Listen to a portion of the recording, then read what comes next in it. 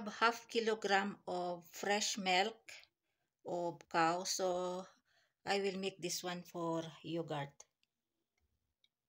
And tomorrow it will become yogurt, this one.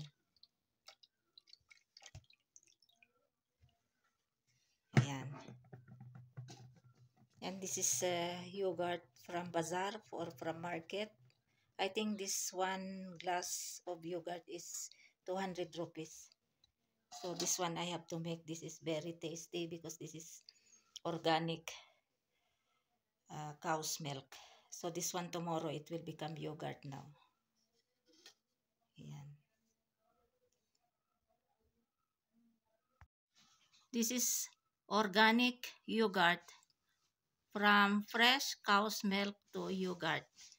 Just only for one day, no more 24 hours, because yesterday when I make this one yogurt around 10 a.m. so it's already become yogurt. And this is very tasty, no commercial, no added chemicals. This is not commercial.